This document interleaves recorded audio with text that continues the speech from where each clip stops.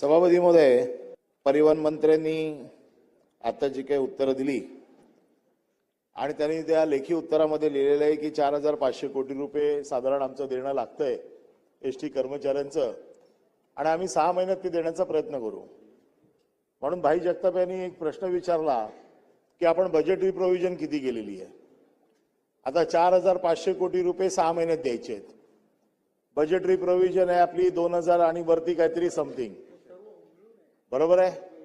म्हणजे हे पूर्ण परिवहन खात्याला मिळालेले 2,000 काहीतरी समथिंग पैसे हे पूर्ण परिवहन खात्याला मिळालेले आहेत. एसटीचे फक्त 4,500 कोटी आहेत. ते तुम्ही सभागृहात आता रेकॉर्डवरती सांगताय की आम्ही 6 महिन्यात देणार आहे. तुम्हाला मिळालेच आहे 2,000 समथिंग. तुम्ही देणारा 4,500 ते सुद्धा 6 महिन्यात. 2,000 आणखीन वरती काही पैसे तुम्हाला वर्षभरासाठी पूर्ण परिवहन खात्याला मिळाले आहेत. म्हणजे तुम्ही सभागृहातल्या सदस्यांच्या डोळ्याला पाणी लावता असं माझं म्हणणं आहे.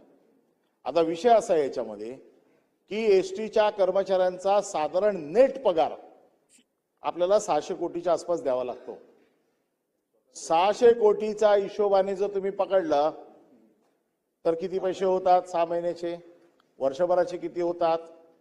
कशाच्या आधारावरती तुम्ही हे सांगताय की 4,500 कोटी आम्ही 6 महिन्यात देऊ? तुमचं बजेटच नाही आहे. दररोजचं एसटी डेप्रिसिएट आहे. 600 कोटी तुम्हाला फक्त कामगारांच्या पगाराचे नेट, म्हणजे ज्याच्यामध्ये प्रॉव्हिडंट फंड नाही, इनडायरेक्ट बेनिफिट नाही, बाकीच्या कुठल्या फॅसिलिटीज नाही, नेट तुम्हाला 600 कोटी रुपये द्यावे लागतात प्रत्येक महिन्याला. तुम्ही सभागृहात जेव्हा आकडे सांगताय आम्हाला हक्कभंग आणावा लागेल तुमच्यावरती. हे चुकीचे आकडे सभागृहात तुम्ही सांगताय.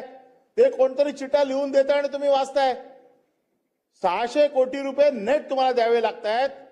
त्याच्यामुळे वर्षाचं त्यांचं जे बजेट आहे त्याचा तुम्ही हिशोब करा. 4,500 कोटी रुपये तुम्ही देताय म्हणताय 6 महिन्यामध्ये.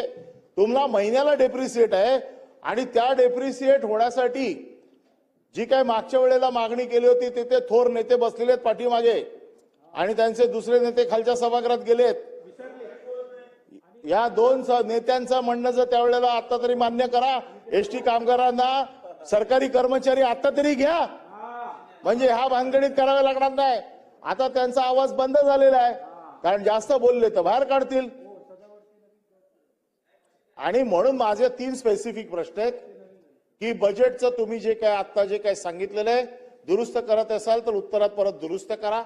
4,500 कोटी रुपये तुम्ही जे 6 महिन्यात देणार आहात हे तुम्ही देऊ शकत नाही, कसे देऊ शकता हे एक तर सांगा.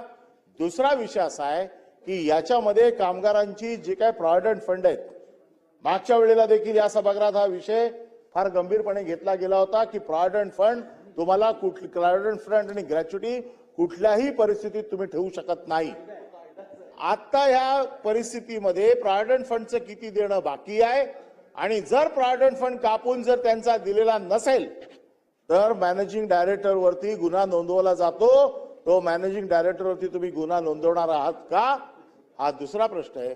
आणि तिसरा प्रश्न आहे, या सगळ्यातनं जर सुटायचं असेल तर एसटी कर्मचाऱ्यांना सरकारी कर्मचारी म्हणून तुम्ही त्यांना सरकारी कर्मचारी म्हणून सामील करून घेणार आहात का?